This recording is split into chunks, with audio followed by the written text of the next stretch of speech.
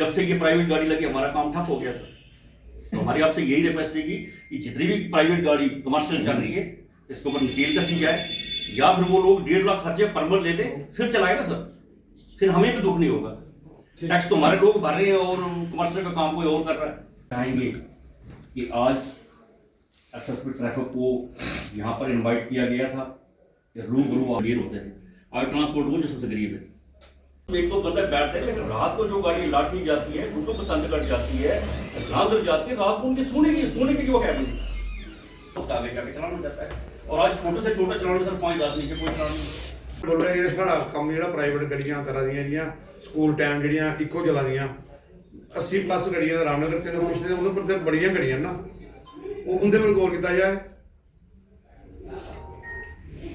उनका ज़्यादा ध्यान रखा जाए। और मेरे ग्रां जिन्हें भी सराउंडिंग एरिया जी पंचायती है वो जो दिते गए जो रामनगर के अंदर 88 प्राइवेट गाड़ी कमर्शियल का काम कर रही है, उधमपुर के अंदर 150 से वो जो गाड़ी है कमर्शियल का काम कर रही है। मतलब हर सब डिवीजन में प्राइवेट गाड़ी कमर्शियल का काम कर रही है, इसमें कोई टिकट नहीं।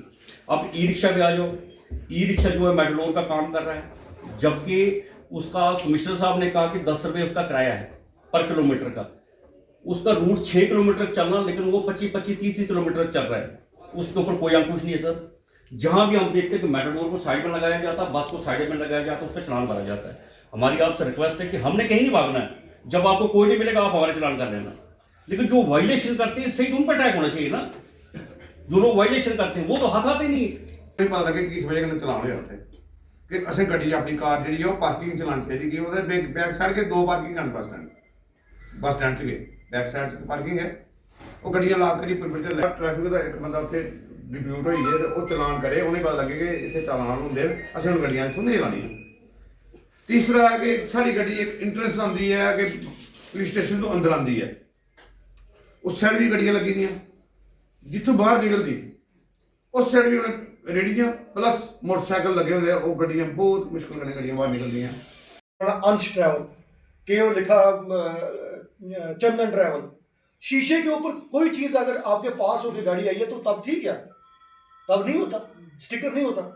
जब आपने बाद में आया आपने स्टिकर लगा लिया, प्रांति लगा ली, मोटे मोटे चीज़ें लगा ली, वो बाहर लगा ली, उससे ट्रैफिक को डिस्ट्रैक्शन होती है, वो भी कारण है।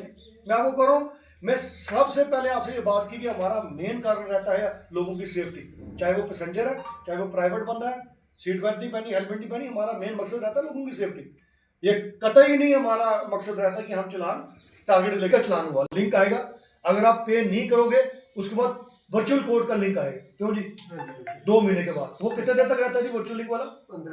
15 दिन तक आपने चलान पे करना। वो वर्चुअल कोड क्या करती है, 5,000 का कम करके आपको हो सकता है 2,000 करिए, कितना कम? 1,000 है, मतलब इतना कम करती है या इतना। आज ट्रैफिक पुलिस उधमपुर और हमारे जितने भी यूनियन लीडर्स, चाहे मिनी बसेस हैं, 2x2 बसेस हैं, 2x3 बसेस हैं, ऑटो रिक्शा, सभी जितने भी व्हीकल्स यहाँ चलते हैं उधमपुर डिस्ट्रिक्ट में, उनके president, association heads, chairman, secretaries वगैरह इकट्ठे होकर हम आपस में बातचीत करने के लिए इनको यहाँ बुलाया था। जैसे ही हमें higher ups SSP national highway Ramban से डायरेक्शंस आती रहती हैं तो इनके इशू सुनने, क्योंकि इनके एसोसिएशन से ही हम एकजुट होकर मिल के काम करेंगे तो हमारा ये अच्छा एक माहौल रहेगा उधमपुर डिस्ट्रिक्ट में कि ट्रैफिक के रिलेटेड जो भी इश्यूज़ हैं वो सारे रिजॉल्व हों, मिलजुल कर बैठ के ही रिजॉल्व हों। तो जैसे इन्होंने जितने भी अपने इश्यूज़ बताए वो हमने नोट किए और अपने हायर अप्स तक पहुंचाने के लिए इनको हमने आश्वासन भी दिया कि जो भी आपके इश्यूज़ होंगे वो हमने जैसे बताया कि हमें जो चलानिंग है अल्ट्रेशंस की, कैबिन्स की ज़्यादा होती है, और जो कुछ प्राइवेट गाड़ियाँ चलती हैं उधमपुर डिस्ट्रिक्ट में, प्राइवेट जो गाड़ियाँ पैसेंजर लेके चल रही हैं एज ए कमर्शियल, वो एक बड़ा इशू है।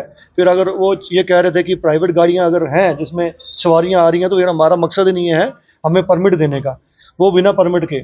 तो हमने भी इनको आश्वासन दिया कि हम गाय बगाए आपकी जितनी भी इश्यूज़ हैं उनको चलान भी किए, इकोज जो चलती हैं हमने उनको चलान किया, और जितनी भी रॉन्ग पार्किंग व्हीकल्स हैं जो कंजेशन क्रिएट करती हैं ताकि ये पब्लिक के ट्रांसपोर्ट जो है उनको प्रॉब्लम आती है, उनके लिए हमने लिफ्टिंग जो है इंक्रीज़ की हुई है यहाँ पे उधमपुर डिस्ट्रिक्ट में। जो रॉन्ग पार्क्ड व्हीकल्स हैं जो कंजेशन क्रिएट करते हैं, ऑब्स्ट्रक्टिव पार्किंग, वो उनको लिफ्ट करने के लिए हमने पूरी ड्राइव यहाँ चलाई हुई है। तो मैं इनको यही बात इनको तसल्ली दिलवाई गई कि हमारा मेन मकसद कभी नहीं रहता ट्रैफिक पुलिस का कि हम कोई निर्धारित टारगेट लेकर चलान करें। हमारा मकसद ये रहता है कि जो मासूम जाने, जो हर साल तकरीबन 2.25 लाख रोड के ऊपर खून बहता है, मारे जाते हैं गाड़ियों की टायरों के नीचे आके, गफलत लापरवाही किसकी होती है? ड्राइवर्स की। और वो ड्राइवर्स को भी हम ब्रीफ करें, उनकी भी हम गाय बगाए हम ब्रीफिंग लेते रहते हैं, उनकी ड्राइव्स चलती हैं।